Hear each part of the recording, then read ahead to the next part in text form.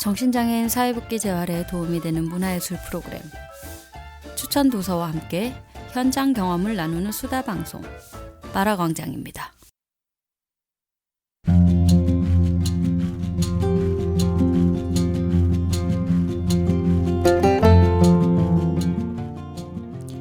딘의 행동은 점점 더 반항기를 보이며 천천히 변해갔고 사춘기 중반에 이르자 변화는 도저히 무시할 수 없는 정도가 되었다.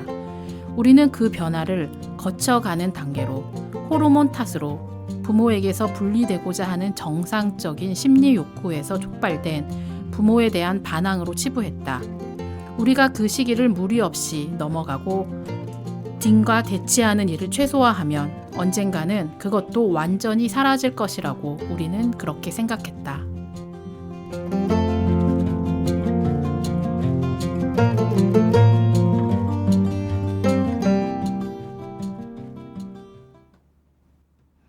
네, 안녕하세요. 안녕하세요.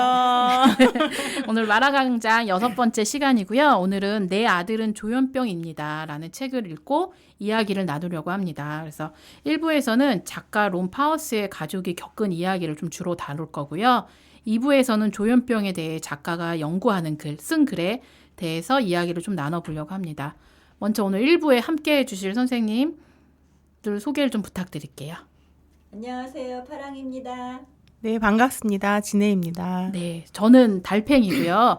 오늘 1부에서 세 분을 제가 특별히 좀 이렇게 섭외를 한 이유가 있습니다. 예. 이 책에서도 보면은 이 작가의 아들이 아들 둘을 키우고 있죠. 예, 그래서 두 선생님들도 그런 지금 상황이라서 같이 얘기를 해보면 좋겠다고 생각을 했고요.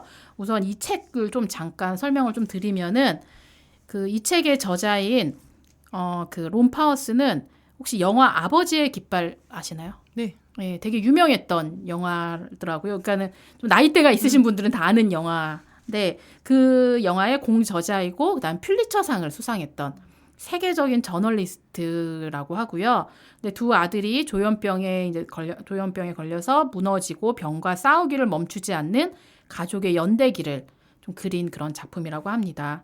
그리고 작가는 그 서문에서 이 책을 본 독자들이 상처를 받길 바란다고. 그래서 그 상처를 받고 개입하기를 바란다고 그렇게 썼는데 다소 공격적일 수도 있지만은 책을 읽다 보면은 자연스럽게 같이 상처를 받고 어떻게 나는 해야 되는가에 대해서 좀 고민을 하게 됐던 것 같아요. 혹시 두 분은 좀 책을 어떻게 읽었는지 먼저 한번 좀 우리 진혜부터 한번 해볼까요? 네. 원하시는 대로 된 것 같아요. 이 글쓴이 원하시는 대로. 저 말고도 여러분들이 그러실 것 같은데 근데 제가 읽은 책 중에 되게 손꼽히게 많이 상처받은 책이고요. 마음으로만 그런 게 아니고 실제 읽으면서 몸이 많이 아팠어요. 그래서 근데 왜 이러지? 싶을 정도로. 근데 이제 아까 말씀하셨다시피 저도 아들 둘을 키우고 있어서 더 몰입됐던 것 같고 그리고 이분이 엄청난 이제 혼자서 쓴 게 아니시잖아요. 그 양육자로서 두 부부가 같이 자료를 찾고 그 과정이 얼마나 표현하기 좀 힘든 시간이었겠다. 정말 이거를 진짜 쓰기 싫었는데 써야만 하는 그거가 막 점점 다가오면서 읽긴 쉽진 않았지만 그렇지만 문장들이 너무 아름다워서 또 막 기억하고 싶고 이 말을 나도 애한테 해주고 싶다. 나도 편지 쓸 때 이렇게 써야지. 막 이런 문장들도 있었던 것 같아요. 그래서 그게 이제 막 그 개인적인 이야기 나오고 또 뒤에 또 엄청난 정보와 자료들을 어디서 듣도 보도 못한 얘기들도 막 나오고 그랬는데 그렇죠. 사실 그래서 그런 얘기들이 막 섞어서 나오는데 좀 뭐라 그럴까 이렇게 막 건너뛰고 싶은 것들도 있었어요. 불편했던 것도. 그런데 이제 쓰신 이유가 있잖아요. 우리보다 읽는 사람보다 쓰는 사람이 더 힘들잖아요. 그래서 그거를 생각하면서 읽어내야 된다. 약간 이런 그쵸. 것도 있었죠. 네. 그럼 파랑이님은 이 책을 좀 어떻게 읽으셨는지 얘기 좀 해주세요. 네, 저는 이분이 자기 개인적인 이야기를 확장해서 사회적인 이야기까지 이렇게 잘 드러내 보였다고 생각해요. 이를테면 개인이 자기의 아픔만 썼을 때에는 우리가 공감하는 면도 있지만 이 책을 읽을 때에는 서사만 따라가다가 이 얘기가 이랬구나 하면서 공감하면서 아파하긴 하지만 사회적인 문제가 어떤 문제가 있었다는 것까지는 생각하지 못하거든요. 근데 이분이 아주 그 영리하게 구성을 참 잘했다는 게 일단 사회적인 문제와 개인적인 이야기를 이렇게 같이 버무려 가면서 이렇게 한 챕터마다 이렇게 보여주는데 저는 이 개인적인 이야기도 이렇게 쉽지 않은 이야기를 풀어낸 것도 되게 훌륭하시고 좋은데 거기에 우리가 처해 있는 이 사회적인 구조적인 문제나 이 현실을 그 옛날 역사적인 배경과 함께 또 현재 처해 있는 그 정치 세계나 그런 것까지 가미해서 이렇게 보여준 것이 되게 그래서 이렇게 이야기 서사적인 그 욕구도 충족하면서 또 뭔가 알고자 하는 지식적인 그런 면도 같이 이렇게 보여줘서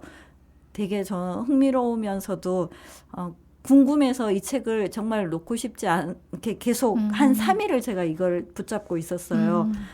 근데 읽고 나서는 3일 동안 읽는 중에는 되게 힘들긴 했어요. 지금도 이제 많이 머릿속이 혼란스럽고 한마디로 정리하긴 힘들지만 이분 참 대단하다. 그러면서 사회적인 문제 이야기할 때는 이를테면 논문이나 보고서 같은 이런 느낌 때문에 되게 딱딱하고 어렵고 전문적인 용어가 나와서 이게 다가가긴 쉽지 않았는데 또 개인적인 이야기할 때는 이분의 그 유려한 필체가 아주 돋보였다고 생각했습니다. 네, 맞습니다. 그래서 책이 초반에는 좀 어려워요.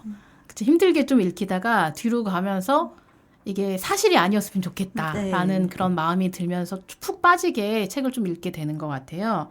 근데 이 책 속에 나와 있는 4명의 가족 구성원을 보면은 어떻게 보면은 이렇게 영화 속에 나오는 그런 구성원 같은 느낌이잖아요. 네. 플리처상을 받은 세계적인 작가가 아빠고 과학자이자 교수가 엄마시고 근데 두 분이 되게 또 자녀들한테도 소통도 잘하시고 되게 좋으신 부모님들이고 그다음에 또 큰아들은 디는 글을 되게 잘 써요. 네. 그리고 작은 아들은 거의 음악 천재죠.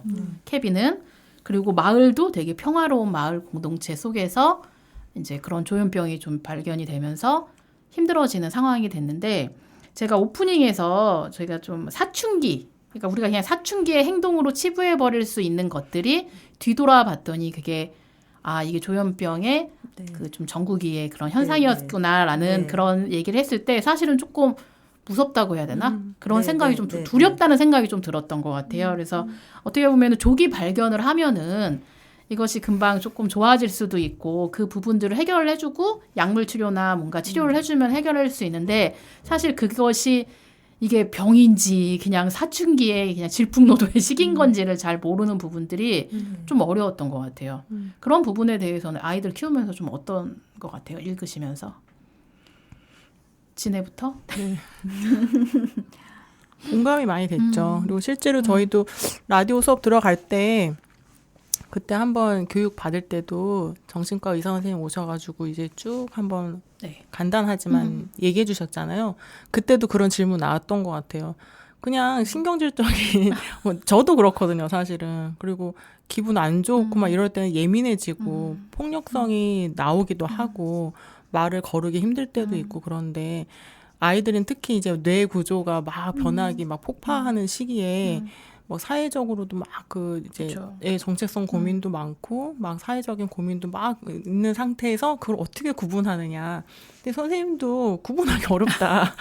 그렇게 말씀하셨던 기억이 있고 그리고 책에서도 구분하기 어려워 하잖아요. 네, 의사들도 한 번에 조현병이냐 양극성 장애냐 이렇게 나오기도 이제 힘들고 근데 어찌 보면 당연한 것 같기도 해요. 사람의 뇌를 아직도 바다처럼 지금 지구의 육지보다 바다를 더 모르는 것처럼 진짜 우리 몸에서 제일 모르는 분야이기도 하잖아요.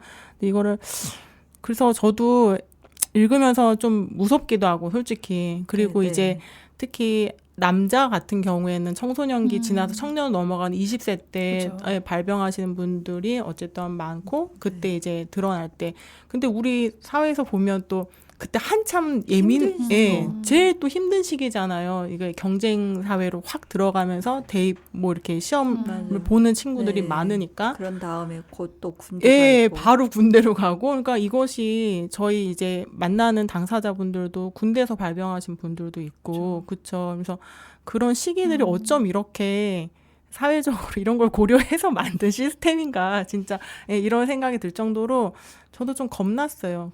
겁나는 것도 있고, 아, 지금 사춘기 약간 지났거든요, 초대가. 그래서 눈에서 이제 레이저는 안 나오는데, 아. 예, 근데 이제 아이들마다 다르겠지만요. 또 고등학교 때 그렇죠. 또 뭐 20세 이후에 어떻게 변할지 모르잖아요. 그리고 우리 애뿐만이 아니고 저도 이제 둘째는 또 사람마다 또 다르잖아요. 나타나는 증상, 그러니까 이제 형태들이. 예. 그리고 또 사회적으로 내가 뭐 애들 친구를 보도 그렇고 동네 애들을 볼 때 그럼 어떻게 나는 이제 어떤 역할로 또 사회 구성원이 될 수 있을까 좀 이런 고민이 되더라고요. 청소년들을 만나게 되면. 그러니까는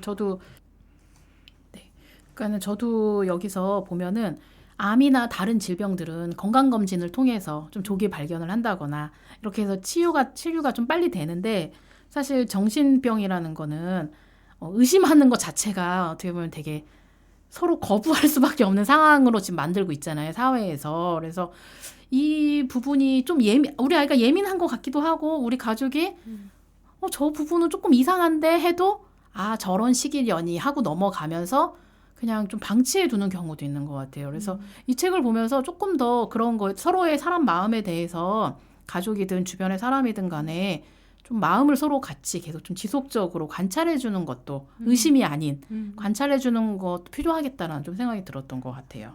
네, 실은 이제 사춘기 아이들이 이렇게 그 바깥으로 표현하는 양식들이 다양하잖아요. 또 각 집 아이들마다 다르고 한 집에서도 또 큰 아이, 작은 아이 다르고. 근데 실은 우리가 이제 사춘기 아이들의 특성과 또 그 조현병 증세를 나타내는 아이들의 특성을 실은 잘 몰라요, 우리가. 그렇죠. 구분하기가 그래서 되게 실은 어려워요. 이것도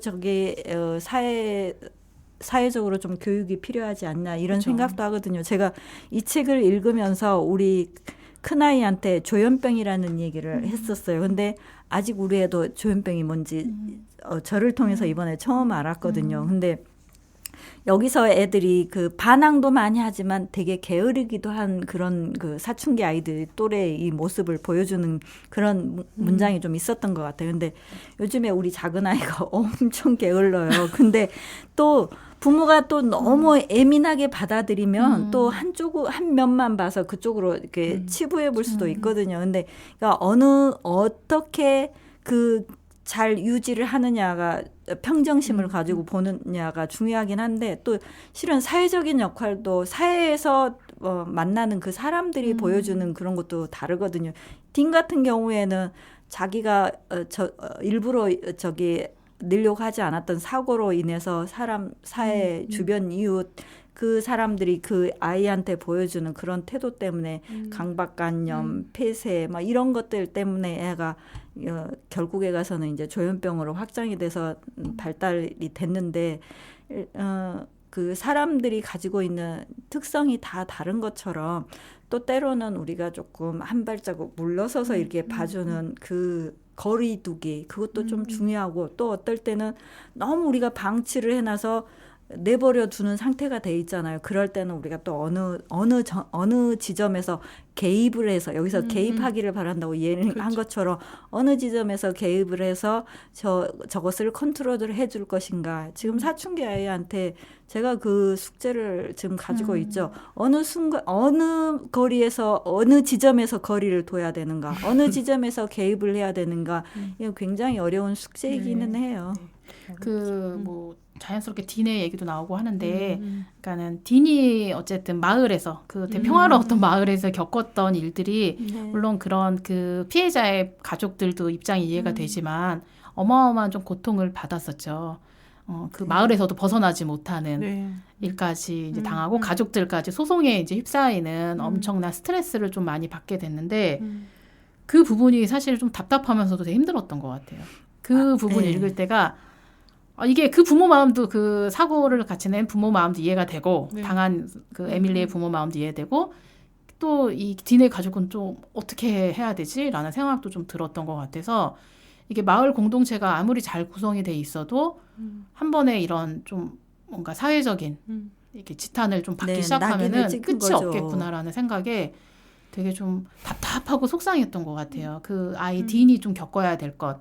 근데 저는 딘이 먼저 발병을 할 줄 알았는데 그렇죠. 의외로 케빈이 먼저 네. 발병을 해서 사실은 되게 중간에 헷갈렸었어요.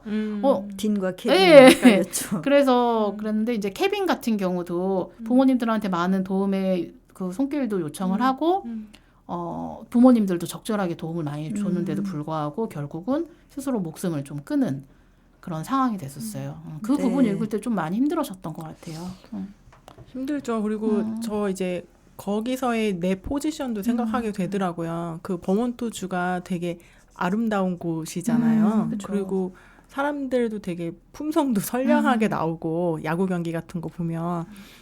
근데 어떤 사고가 딱 이제 일어났을 때 사고는 그냥 우발적으로 일어나는 거잖아요. 그쵸. 그리고 특히 이제 아이들과 청소년이 가해자, 피해자로 이렇게 나뉘어졌을 때 어른들이 그거를 지켜보는 시선이 어때야 될까 약간 이런 생각이 들었어요. 제가 당사자일 때랑 또 다르게 우리 아이가 그렇게 사고를 어쨌든 낸 가해자였다면 아니면 그 피해자였다면 그리고 또 내가 그 부모 친구였다면 뭐 마을 구성원에 조금 거리감 있는 누군가의 이웃이었다면 나는 어떻게 해야 될까 좀 고민이 되면서 진짜 막막하고 좀 답답했어요. 근데 거기서 왜 그 정보 얘기가 많이 나오잖아요. 네, 언론. 언론. 근데 우리 그쵸. 우리 지금 이 조현병에 대한 편견도 네. 언론이 한몫하고 있어서 우리도 이런 라디오 프로그램을 하고 있잖아요. 근데 그 딘도 그 알코올 수치가 거기 이제 그거보다 좀 부풀려서 나오잖아요. 예, 알코올 운전을 한 걸로 나오는데 얼마나 답답했을까. 그게 사실과 다를 경우. 물론 나는 가해자이긴 하지만 거기서 조금 더 나가서 풍성해지면서 이 거짓이 그걸로 낙인 찍히는 상황. 네. 근데 빼도 박도 못할 것 같아요, 진짜. 그리고 거기서 거리감을 두서 또 밖에 나가고 좀 이런 것도 완전히 차단돼 있고 또 한참 청소년 시기에 고립되고 연결감 끊어지는 걸 가장 무서워할 나이에 그렇게 된 상황에서 그래서 저는 좀 이걸 이제 이 스토리를 다 아니까 만약에 마을 사람이면 저도 못했겠죠. 근데 그냥 가해자 얘기도 들어보고 피해자 얘기도 들어보고 마을 사람으로서도 괴로웠을 것 같아요. 맞아요.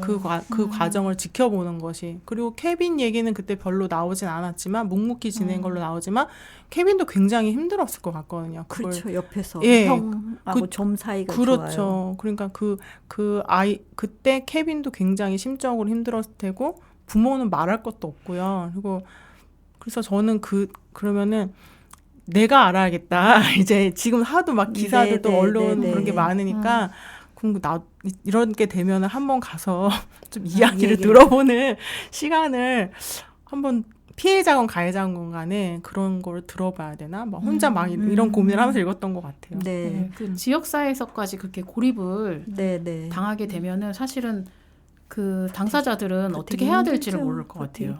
그렇다고 거기서 이사를 갈 수도 없고 그렇죠. 일단은 저기 감금 상태니까.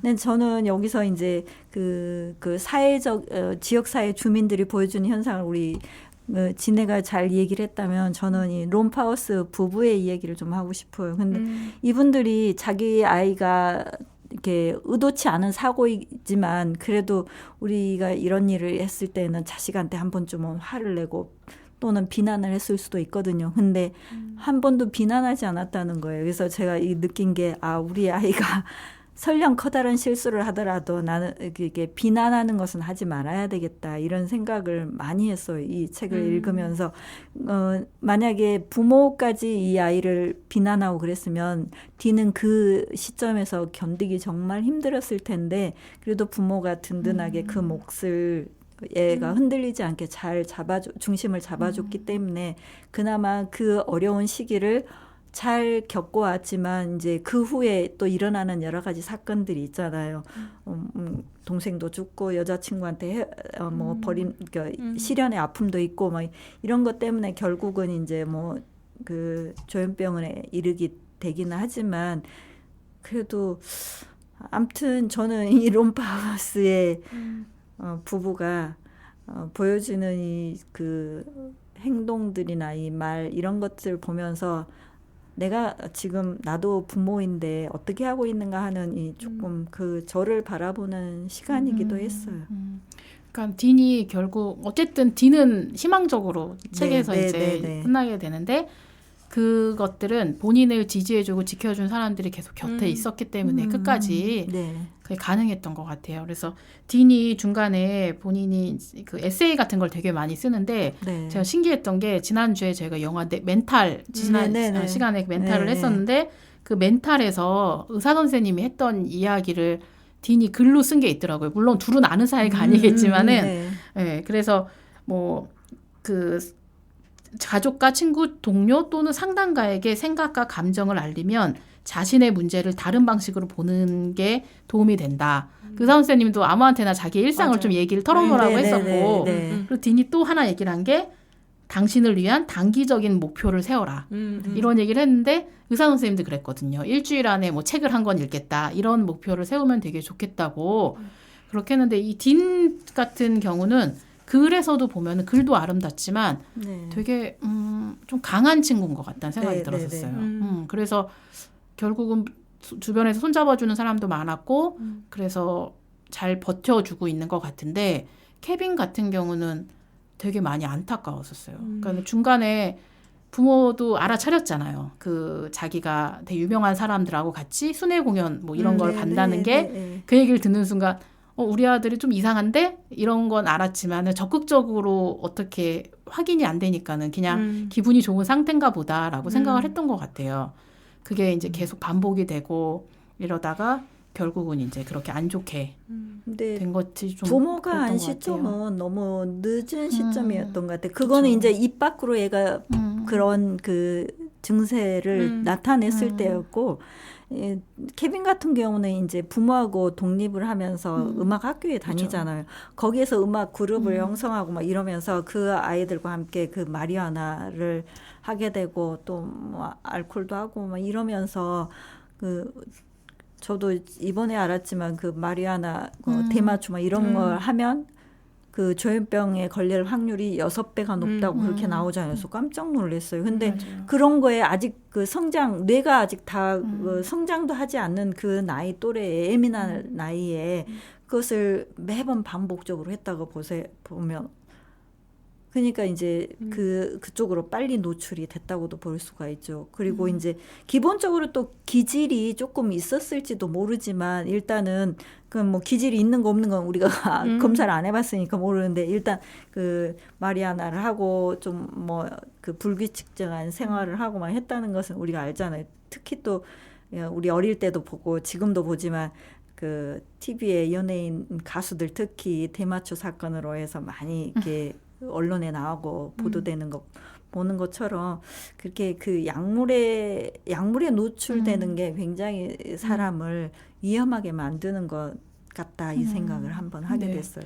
그러니까 어쨌든 케빈이 그렇게 안 좋게 네. 그러니까는 뭐 개입 시기가 좀 늦었을 수도 있고 네, 치료 네. 시기가 조금 늦었을 수도 있지만 안 좋은 선택을 하게 되고 5년 정도 있다가 딘이 발병을 하면서 그 롬파우스 부부가 대체 어떤 생각을 할 수 있을까라는 그런 좀 막막함이 들었던 것 같아요. 그래서 이제 어떻게 보면 좀 더 적극적으로 부부가 이제 이런 활동을 조금 더 적극적으로 하게 되면서 딘을 많이 옆에서 케어해주고 어떻게 해야 되는지 이제 알게 된 거죠. 내가 네. 우리 아들에게는 어떻게 해줘야 되는구나 이 방법을 알게 돼서 그렇게 나아가는 것도 슬프지만은 다행이다라는 생각을 좀 들었던 것 같아요. 저라도 그럴 것 같아요. 저라도 특히 이제 예술적으로 뛰어난 재능들이 있는 두 아들이었잖아요. 그러니까 특히 이제 음악을 하고 하면서 너무 몰입하다 보면 잠도 잘 못 자고 네. 그러면 사실 저도 가끔씩 이제 헛소리도 나오고 그러거든요. 그냥 그냥 자연스럽게 나오는데 그게 초기인지 중기인지 그거는 진짜 알기 너무 힘들고 특히 초기에는 알아차리기 너무 힘들고 그리고 우리가 그거에 대한 지식이 미리 있는 상태도 네, 아니고 예, 그래서 이분도 이렇게 많은 정보와 자료를 찾아낸 것이 이제 더 이상 이런 일이 일어나지 그쵸. 않길 바라는 그런 마음이잖아요. 그러니까 되게 어려웠겠다. 그래서 저는 읽으면서 왜 이때 이런 생각을 한 번도 안 들고 나라도 그랬겠다 이런 게 훨씬 많았거든요. 저는. 그래서 더 안타깝고. 예. 그래서 저는 그 책을 읽으면서 깜짝 놀랐던 게 그 미국에서 전미 정신질환자 가족연합이 몇 년도에 생겼지 아세요? 제가 태어난 해에 생겼더라고요. 1977년도에 처음에 이게 생겨서 부모들의 그런 모임들로 확산이 돼서 지금은 되게 큰 영향력을 좀 펼칠 수 있는 네. 그런 모임이 됐다고 하고 아마 그런 과정 그 안에서 이제 토론을 하면서 이 책도 같이 나왔던 것 같아요. 그래서 충분한 지지와 치료가 좀 필요하다. 그리고 사회적인 부족함이 이제 없다라는 거를 부모들의 입장에서 알리는 게 저는 되게 중요했던 것 같아요. 그렇죠. 그러니까 당사자들이 이렇게 나와서 제가 그래요라고 말하면 사실은 여기 뭐 원제에도 그렇지만 아무도 미친 사람의 소리는 듣지 않는다라는 말이 가슴 아프지만 그게 사실은 현실이거든요. 그래서 주변에서 본인들을 지지해주는 사람들이 이렇게 나서서 한 게 저는 사실은 너무 놀라웠고 한국에서도 좀 그런 식으로 좀 목소리가 더 커져야 되지 않을까. 물론 지금도 목소리가 조금씩 나오고 있긴 하지만 만약에 조금 제가 그 부모라면은 저도 이런 조직을 해서 활동을 할 것 같아요. 근데 그 기반은 사회적인 인식이 바뀌어야 되겠죠. 네. 그렇죠. 그러니까 다른 병 여기 어떤 그 가족 연합에서 나온 어떤 부모가 한 얘기인데 백혈병에 걸린 자녀를 둔 부모는 동정과 이해를 받지만 조현병에 걸린 아이를 둔 부모는 왜 경멸과 저주에 찬 비난을 받아야 되는지 이해할 수 없었습니다. 네. 전 이 말이 그래 같이 아픈 아이를 키우고 있는데 누군가에게는 이걸 숨겨야 되는 거고 누군가에게는 이게 적극적인 지지와 도움을 받고 있다는 게 좀 가슴이 그것도 좀 아프고 우리가 어떻게 해야 되는지에 대해서 좀 생각을 하게 된 것 같아요. 네, 저도 사회적으로 이제 소수자 약자 저도 어딘가에는 소수자 그쵸. 약자로 들어가잖아요. 누구나. 그래서 지지 연대 기반이 굉장히 중요하다 생각하고요. 지금 말씀하신 백혈병이나 조현병 같은 경우에는 이제 그 아픈 종류로 들어가지만 지금 들으면서 생각나는 그런 지지 연대 쪽으로는 성소수자 이제 그쵸. 부모 연대가 생각나는데 이건 이제 아픈 경우가 아니고 존재에 대한 이야기인데 어쨌든 부모 모임이 생긴 이후로 되게 인식이 생겨야 그런 모임도 생기긴 네. 하지만 모임이 생기면서 인식 발전에 굉장히 많이 영향을 미친 걸로 생각되거든요. 그래서 이제 그 부모 모임에서 쓰신 책도 읽으면서 훨씬 더 다가오고 이 책도 사실은 원제가 내 아들이란 말은 들어가지 그쵸. 않잖아요. 맞아요. 예, 그런데 우리가 이제 받아들이는 사람, 읽는 사람을 위해서 오히려 번역한 게 이제 한국 상황에 맞춰서 이렇게 네, 하신 네, 것 같은데 네.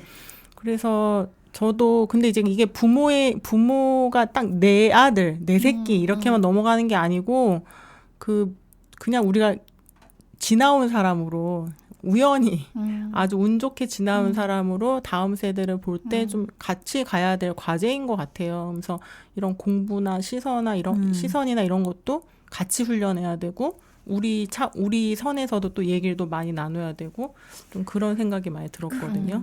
그러니까 언론에 보도가 되는 것은 먼저 조현병을 앓고 있는 환자가 뭐 어떤 큰 사건을 일으켰다네 하는 그것부터 우리가 실은 그 언론을 통해서 먼저 접했잖아요. 저 같은 경우는 그래요.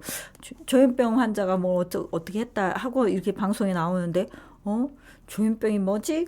그러고 나서 이제 조현병이 뭔지를 찾게 되거든요. 근데 우리가 이제 기존에 그 다른 병의 증세가 다른 병이 어떤 병이 있고 어떤 증세가 나타난다 이런 걸 아는 것처럼 이 조현병에 관한 것도 조금 이게 지식적으로 좀 확대가 돼서 우리 그 많은 사람들이 좀 아는 것도 좀 필요하고 그리고 이제 저는 이 책에서 실은 우리가 큰 전쟁을 1차 세계대전, 2차 세계대전 겪잖아요. 맞아요. 네. 근데 이제 저는 이 책을 통해서 그걸 알았어.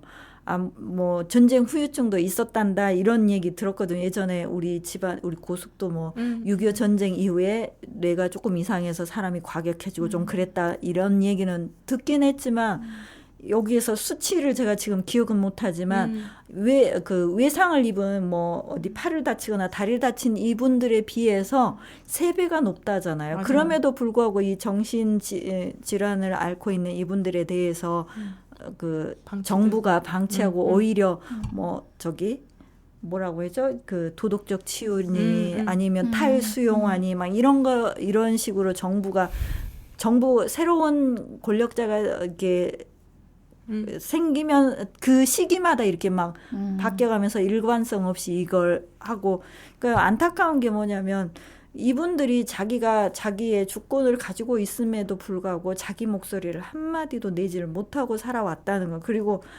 그분들뿐만 아니라 가족들도 아무도 나서서 오히려 이제 지금도 그 우리 주변에서도 우리가 이거 수업하면서 알지만 지금도 남 앞에 드러내놓고 자기가 이렇게 자기 목소리도 내고 싶지 않은 분들이 있잖아요. 그런 것처럼 기존의 인식이 되게 문제고, 실은 누구나 다 잠정적으로 가지고 있다는 그런 것도 저는 여기에서 좀 이렇게 공감을 했거든요. 제가 지금은 뭐 아주 평범한 사람이고 뭐 일상생활을 하는데 문제 없는 사람이지만 어느 쪽으로 또 어떻게 저기 할지 모르는 게 다 우리나 누구나 가능성이 있는 사람인데도 불구하고 내가 현재 그러지 않다는 것 때문에 사람들이 좀 자만하고 살죠. 네. 지금 갑자기 흥분하셔서 연사처럼 바닥을 이렇게 치시면서 해서 네 바닥을 치지 말라는 네, 할까봐 그러셨구나. 계속 들어왔대요 소리가. 네, 그러셨구나. 네. 그 어쨌든 모든 그 정신 장애든 뭐 여러 부분에서 연대랑 조직은 되게 중요한 것 같아요. 그래서 그런 연대랑 조직을 잘 해야 되는데 이 책에도 나와 있듯이 신경을 이제 미친 자라고 표현을 하지만 정신병에 걸린 사람들에게 신경을 쓰는 사람들은 선하고 양심적이며 없어서는 안 될 모든 사람들이라고 하지만 서글플 정도로 수적으로 너무 적다, 열세 있다 뭐 이렇게 말을 하는데 그래서 정신장애 같은 경우는 더 목소리가 없는 것 같다고 그렇죠. 느껴지는 것 같아요. 그러니까 얼마 전에 조사에서도 그 전체 장애 유형 15개 중에 가장 취업률이 낮아요. 정신장애가. 정말 없을 정도로 그렇게 낮더라고요. 다른 신체 장애나 다른 뭐 지체 뭐 좀 그 장애보다 훨씬 더 없다는 거는 사회적인 목소리를 낼 수 없다는 게 가장 힘든 것 같은데, 이게 어쨌든 내 가족이면은 먼저 목소리를 내야 된다고 생각을 하고 하는데 그렇게 드러내는 것 자체가 또 낙인을 찍힐까 봐 무서운 부분들도 분명히 있고, 근데 이 조현병이나 정신병 같은 경우는 물론 여러 가지 원인이 있고 유전도 있을 수 있고 뭐 알려지지 않는 원인들이 어마어마하게 많지만 그래도 가장 많이 나오는 게 스트레스 부분이잖아요. 그러니까 사회적 위험에 어떻게 노출이 됐을 때 그걸 해결할 수 있는 방법을 찾아내지를 못해서 뭐 급성으로 될 수도 있는 거고, 근데 이게 어쨌든 사회적으로 같이 풀어나가야 될 문제라고 저는 생각을 했고, 그래서 이게 내 아이의 문제뿐만이 아니라 우리 모두의 문제라고 좀 인식해야 되는 게 필요해서 그래서 아까 버몬트주의 그 아름다운 마을에서 마을 공동체 안에서도 너무 안타까운 거였고 조금 더 이렇게 바람직한 해결책이 있지 않았을까라는 생각도 조금 많이 안타까웠었어요. 물론 그걸로 인해서 케빈이 뭐 그렇게 뭐 죽음을 선택하고 딘이 발병을 한 건 아닐지라도 우리가 같이 그 사전에 마을이나 지역사회나 사회에서 그런 바라보는 시선들이나 이런 거를 꾸준히 같이 공부하고 얘기를 좀 해야 되는 지금은 그런 시기가 아닐까. 더 많은 스트레스들이 지금 오고 있는 그런 환경이다 보니까는. 글쓴이도 그런 얘기를 제일 많이 하고 싶었을 것 같아요. 그래서 이제 개인사만 들어간 게 아니고 이 약자들에 대한 폭력의 잔혹함의 역사를 쭉 읽어주잖아요. 그게 이제 그 안에 저희도 들어가겠죠. 그래서 그런 것이 되게 다가왔고, 저도 그 스트레스가 특히 도시에서 많이 일어나잖아요. 이 경쟁 사회에서. 근데 우리 사실은 그 과정을 겪으면서도 또 겪어도 어머 또 새롭게 스트레스가 오고 이러는데 청소년과 청년기 때 그렇게 처음 맞닥뜨릴 때 얼마나 그게 공포로 다가올지 그래서 그 자기 존재를 사실 흔들리게 되는 되게 큰 요소잖아요. 근데 같은 스트레스로 암이 발병하고 또 조현병이 발병을 해도 나 지금 암 환자야 이렇게 말하는 것도 너무 힘든데 거기에 나 조현병이 있어 이렇게 말한다는 것 자체가 너무너무 힘든 일이고 사실 공포스러운 일이잖아요. 이제 잘 모르니까 더 혐오하고 차별하고 이런 것들이. 그래서 일단은 우리도 계속 얘기하고 있지만 제대로 아는 게 너무 중요하고, 그래서 당사자분들이 이제 말씀해 주시는 게 너무 귀하고, 그리고 그거를 듣고선 전달하고 공부해서 이렇게 연대하시는 분들의 얘기도 되게 중요한 네, 것 네. 같아요. 저도 사실 도시에서 너무 스트레스가 심하기 때문에 도시를 떠나는 게 내 인생의 목표가 돼버리고 있는. 네, 그래서 이거를 당장 실현하기 너무 어렵고, 지난주 우리 멘탈 영화에서도 봤지만 그분도 이제 시골에 내려가고 싶어서 거기서 먹고 살기가 일단 너무 힘들고. 네, 그래서 이런 거를 어떻게 풀어가야 될지 좀 많이 나눠야 될 것 같아요. 그렇죠. 그리고 이제 여기 끝에 보면은 희망적으로 좀 끝났다는 얘기가 딘 같은 경우도 그 플랭클이라는 되게 그러니까 좋은 의사인지는 모르겠지만 잘 맞는 의사를 만나서 되게 많이 좋아지고 있잖아요. 그래서 저는 그 부분이 되게 좋아서 꼭 저희 그 당사자 활동가 분들하고 이 얘기를 했었어요. 그랬더니 어떤 분이 자기도 얼마 전에 드디어 자기랑 잘 맞는 의사를 만났다고. 그랬더니 병이 낫는 것 같은 느낌이 드는 것 같다는 되게 얘기까지 하시더라고요. 그러면서 그분하고 그렇게 수다를 떠시고 네. 수다를 떠시고 막 자기 얘기를 하고 막 연예인 얘기도 하고 막 이러시면서 삶이 너무 기뻐졌다는 거예요. 그래서 저는 그것도 너무 다행이었지만은 그 딘이 마지막에 만난 의사를 보면서 생각이 들었던 게 가족이 할 수 있는 일이 있고 전문가가 할 수 있는 일이 있고 사회에서 해줘야 되는 일이 구분이 되어야 된다는 생각이 드는 것 같아요. 역할이라는 게 있는 그렇죠. 거죠. 그러니까 내가 그러니까 우리 집안에 장애가 있는 사람이 있어. 그래서 그게 전적으로 그 가정의 책임이 아니라 주변에서 도움을 적절하게 그리고 책이나 이런 게 적절하게 됐을 때 이것들이 다 해결이 되지 않을까라는 생각이 들었던 것 같아요. 너무나 가족의 책임으로 이게 네 애니까 뭐 너네 형제니까 네가 알아서 해야 되는 거 아니야? 라는 말이 되게 폭력적이겠구나라는 좀 생각이 들었던 것 같아요. 지금까지 우리 사회가 지금도 그러고 있죠. 너무 가족의 아픔으로만. 또 가족도 다 짊어지는 게 아니라 또 특별하게 누구 한 사람의 짐으로 지어지는 경우가 많잖아요. 안타까운 일이죠.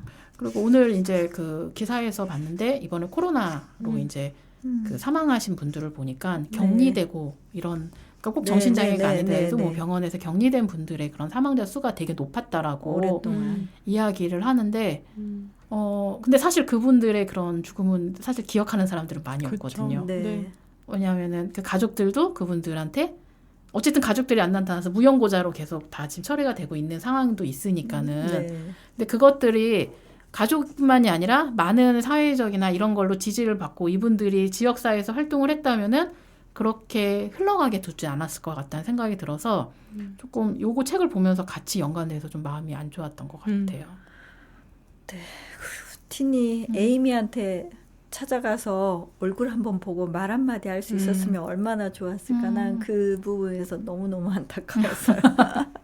그렇죠. 그러면 그렇게 마음이 많이 아프지 않았을 것 같은데 물론 한 번 일어난 사고는 어떻게 되돌릴 수는 없지만 그래도 근데 그게 진짜 어려운 것 같아요. 그 피해자의 부모 마음도 우리가 알기 때문에 그럼 이게 옳다 나쁘다라고 얘기할 수가 없으니까 더 힘든 것 같고 내릴 수는 없죠, 우리가. 그래서 아마 여기 딘의 부모들도 그걸로 인해서 더 힘들고 마을 사람들도 그걸로 되게 혼란이 많이 오지 않았을까라는 생각이 좀 들었었어요. 근데 저는 딘과 케빈 같은 경우는 굉장히 훌륭한 부모잖아요. 예전에 그 콜롬비아 총기 사건 쓴 그 가해자의 엄마입니다. 그분도 그렇게 노력할 수 있는 부모가 있나 싶을 정도 그랬는데, 근데 이제 그게 이제 그러니까 이게 개인 문제로만 가기는 그렇게 가둬서는 안 되는 거죠. 개인의 경험으로만. 근데 이 영혼들을 기억할 수 있는 사람들이 남겼잖아요.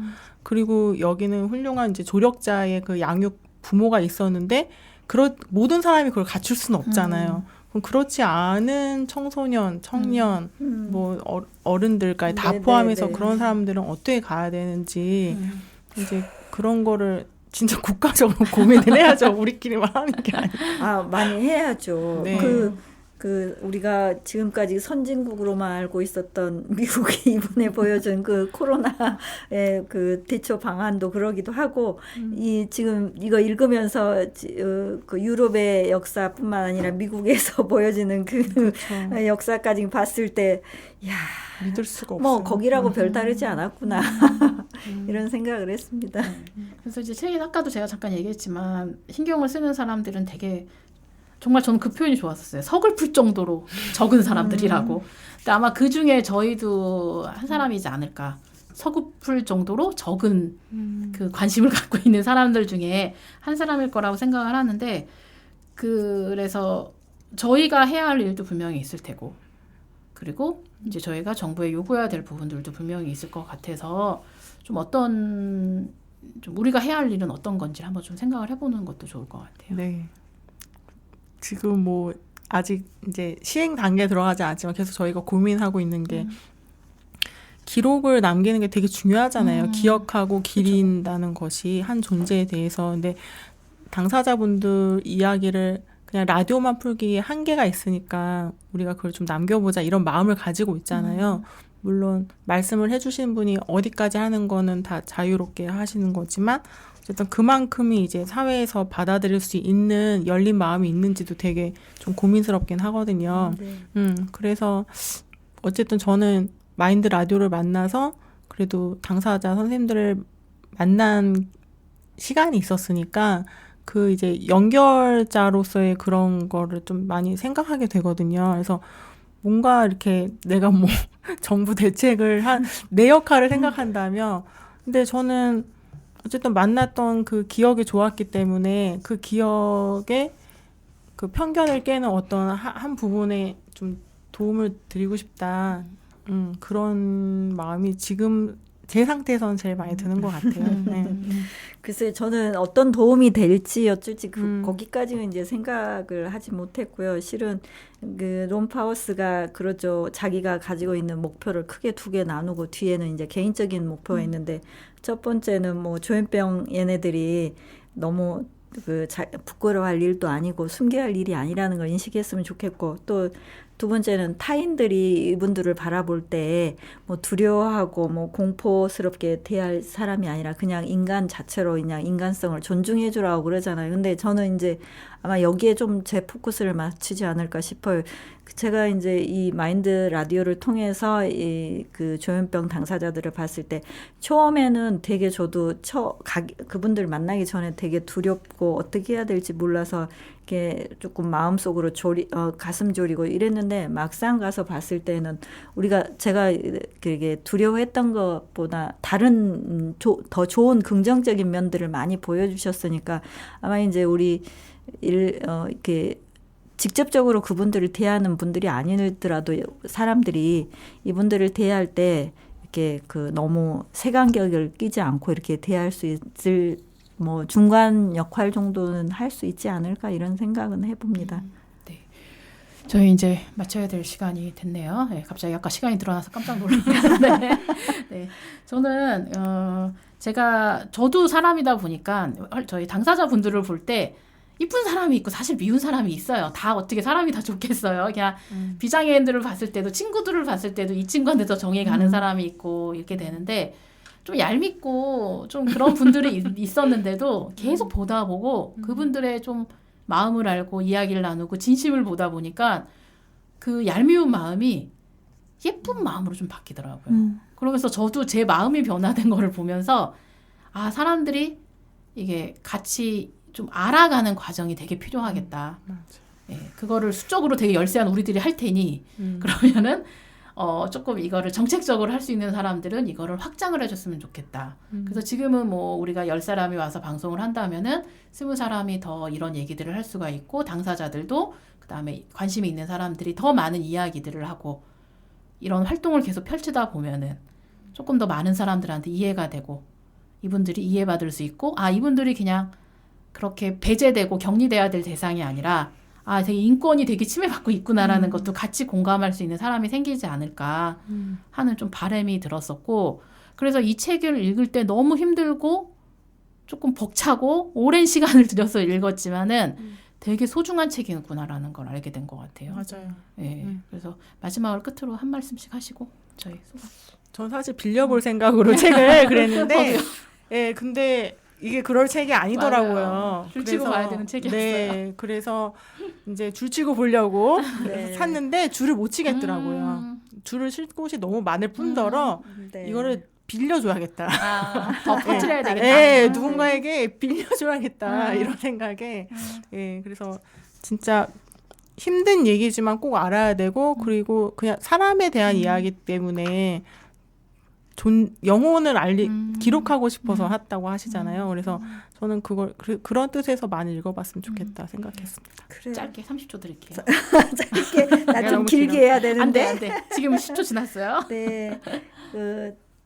아이 아프다는 전화를 이렇게 전화가 왔고 들었을 때 롬파우스가 그러죠. 이렇게 하는 그 제스처가 지금 머릿속에 떠오르는데 근데 아이한테 하죠. 딘한테 우리 함께 버티자. 그 말을 해줄 수 있는 이제 뭐 우리 아이가 꼭 아픈 건 아니지만 저도 이제 순간순간 힘들고 답답하고 그럴 때 우리 함께 버티자 이렇게 말해주고 싶습니다. 네, 그래서 모두와 함께 이해 닿는 날까지 같이 저희가 함께 했으면 좋겠고요.